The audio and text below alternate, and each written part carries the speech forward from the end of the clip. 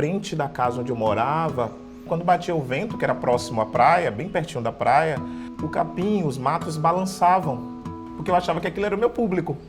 Então acho que essa é um dos momentos da infância que eu acho mais interessante e que inclusive eu acho que reverbera até hoje no modo de criar, no modo de ser quem sou. Os blocos afros aqui de Salvador que meu pai me levava e eu ficava no ombro, por exemplo, então ver o Ilê, o Malê de Balé, né? Ver os filhos gigantes passando. Isso também, acredito que estava me atravessando, estava chegando na pele, né? Estava me construindo, então eu acho que tem várias pistas de como a dança chega para mim.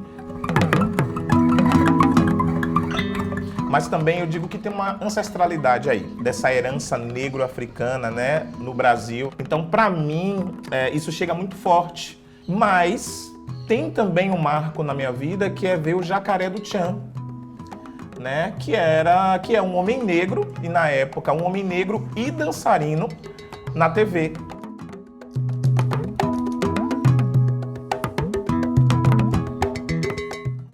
Dançar para mim é um modo de vida. Dançar para mim é a possibilidade de existir. Em muitos países da África, a dança faz parte da vida. É como lavar roupa, é como ir trabalhar. Então a dança não é institucionalizada como a gente tem no Brasil, por exemplo. A minha fala é dança, né? O jeito que eu caminho é dança. O jeito que eu cumprimento as pessoas é dança. É sensório, é motor, tem cheiro, né? É com a dança que eu percebo as coisas. Então, como é que eu me inscrevo nesse movimento que é o meu cotidiano? A primeira vez que eu subo no palco é em 2003, quando eu participo de um projeto na escola onde eu estudava. No final desse projeto teria um espetáculo onde eu fazia simbologia de 7 orixás, né? Nem sabia o que era candomblé naquele momento. Logo em seguida eu participei de uma seleção para o Liceu de Artes e Ofício aqui na Bahia. O primeiro espetáculo de dança, coreografado por Maris Oliveira, que o nome do espetáculo era Todo Menino é um Rei. Todo menino é um rei, eu também já fui rei, mas quais? Bruno vai fazer essa seleção e eu me encontro, né, com esse jovem, com esse espírito inventivo, que muito nos chamou a atenção. E fui aprovado na seleção no meio de 300 e poucas pessoas. Então, a partir daí que eu conheci, por exemplo, a escola de dança da UFBA. E via aquele espelho, aqueles tablados, aquilo para mim era tudo mágico. Dizia, eu venho para cá.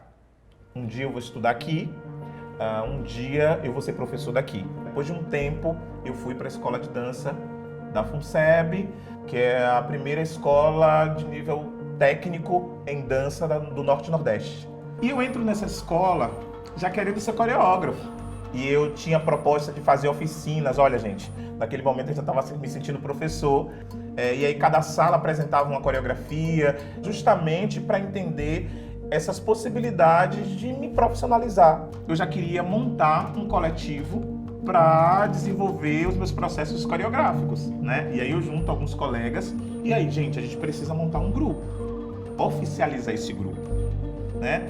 E aí eu sugiro o nome Experimentando-nos, que é a ideia de experimentar despido de muitos pudores, com esse desejo de um garoto que entrou na escola de dança querendo coreografar. A gente tem aproximadamente uns 13 espetáculos, que era praticamente um por ano. E quais são as formações desses bailarinos? São múltiplas, é a vida. Então, bailarino cadeirante, bailarina baixinha, bailarino alto magro, bailarino gorda. Em certa medida, é plural, não tem um perfil específico. Meu processo na universidade, né, na academia, na Escola de Dança da Universidade Federal da Bahia, que é a primeira escola a nível acadêmico da América Latina, né? E a gente teve o primeiro homem negro a estar nessa escola, que foi Mestre King, né? Isso é muito importante pra gente, que ele é o precursor da dança afro-brasileira. Então, muito estimulado por esse cara, né? Eu entro na universidade, passo em terceiro lugar, e foi um momento muito importante para mim, porque eu já entro na escola de dança como artista.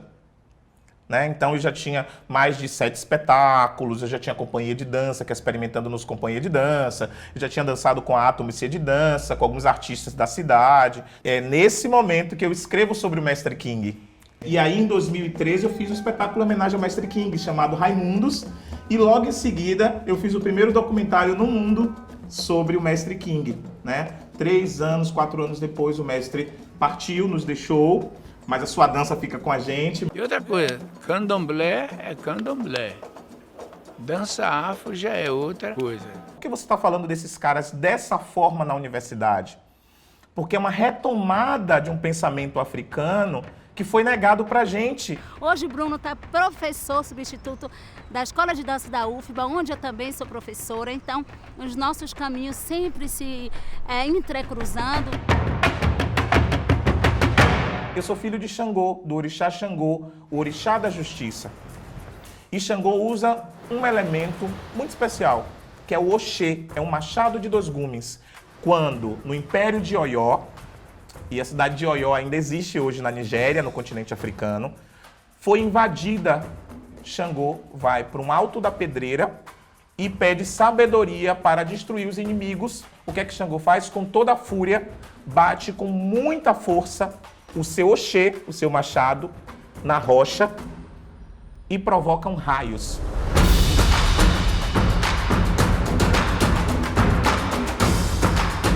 Esses raios destroem todos os inimigos, fazendo com que a comunidade e a cidade continuassem sem as invasões. Esse modo de pensar diferente, de reivindicar outras possibilidades, é uma ação oxética. Nos propõe uma possibilidade de reivindicar o lugar de existir. Como gente preta no Brasil.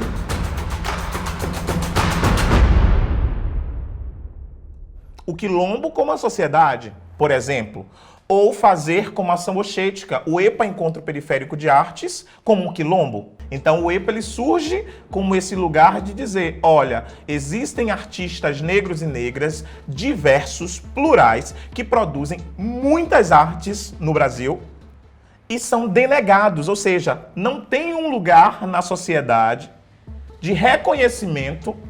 Na hora do acesso, na hora do fazer, na hora, principalmente do investir, a coisa é muito mais embaixo. Da arte preta, a arte periférica incomoda. Tá na moda, mas incomoda.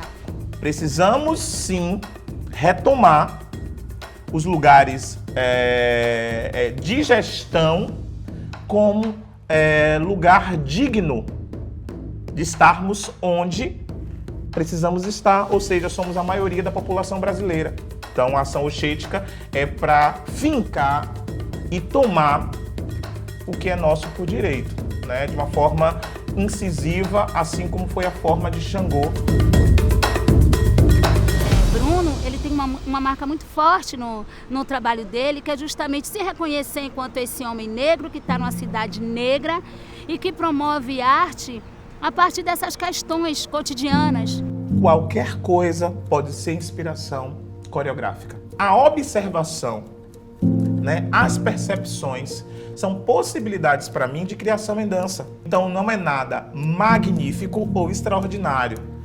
A gente investiga a partir do nosso interesse. Uma vez eu vi uma pessoa no ponto de ônibus cair, mas eu vi aquilo com uma potência artística gigantesca. Peguei o ônibus, vim para casa e comecei a tentar cair parecido com aquela pessoa. Né? Eu olho para uma pessoa que está aqui na minha frente e vejo que tem uma gestualidade que me interessa e como é que eu posso investigar essa gestualidade para produzir um trabalho cênico, né? Um trabalho cênico em dança. Não somente por esse espírito de inventividade que Bruno tem, mas é a forma que ele compreende, que ele olha o mundo e é o mundo que ele vive. Como é que a gente pode perceber essas individualidades no coletivo? Isso me interessa muito. É o jogo do pisapé comum no Brasil, que as crianças jogam, adolescentes, e eu adoro fazer. Inclusive, o jogo do pisapé é um dos principais aquecimentos, né, e procedimentos de processo de criação nas minhas obras, minhas últimas obras, dos últimos 5 anos. O Pisapé, além de propor um aquecimento físico, ele propõe uma relação do coletivo. Como é que você se coloca para pisar no pé do outro, com força, sem força, violento, não violento. Então, não é um processo de colonizar a coreografia, mas é um processo de reconhecer o pertencimento e trazer para você o que te interessa para a criação. Porque o processo coreográfico ele precisa dialogar com todo o entorno, né? Quando 2 bailarinos entram em 2 máquinas de lavar em cima de uma laje, é importante a gente perceber as peculiaridades, as possibilidades específicas, de contextos específicos. E que eu acredito que isso tem muito mais encantamento e enriquece tanto o artista que está produzindo a sua arte, quanto os espectadores que estão ali implicados. Essa ideia de produzir arte é sempre engajar pessoas, mobilizar pessoas, provocar pessoas. Os artistas de Salvador e fora de Salvador também tem muita sorte de ter Bruno de Jesus, que é essa pessoa que vai estar subindo a ladeira ainda com várias pessoas agarradas a ele. Quando alguns desses grupos, dessas atividades, desses circuitos de pessoas negras e de periferia, eles se atravessam, a gente pensar que isso expande. E eu sou resultado dessa expansão, por exemplo, né? Quando eu olho para o tabuleiro da dança, como o Grupo Gênesis de King, João Lima, quando dava aula nas escolas. Se pensar, por exemplo, no interior da Bahia, como o NED, né? Núcleo de Estudos em Dança. Cada eixo, né, de formação, de produção, de difusão, como é que isso é uma tecnologia, né, tanto no encantamento do fazer artístico, mas quanto no seu modo de existir e produzir e mobilizar economicamente a cultura. Como é que a gente pode perceber o raio no corpo? Tem uma cena que é muito legal, que é a parede de Exu, todas elas quebrando o muro e se transformando em muro ao mesmo tempo. Ou seja, aquele corpo é uma encruzilhada, é encontro, é desencontro, é impacto. Bruno, ele é um canal, ele é um raio, né? Queremos quebrar paredes. Que atinge. Para que o raio ele possa atingir, para que ele possa ser produzido, ele precisa ser gerado. Ele já é o futuro na medida que ele é gerado. Que aquilo vai reverberando, né? E o raio se torna seu e você já vai passando aquele raio também adiante. Queremos passar desse muro, mas a gente não quer mais pular o muro. A gente quer derrubar o que nos impede.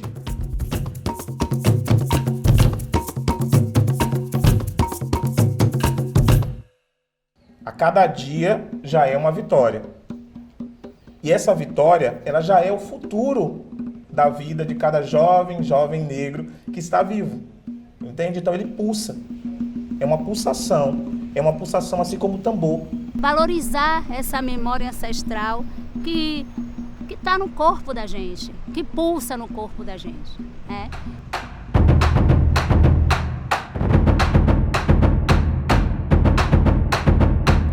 Eu existo porque o tambor toca coletivamente.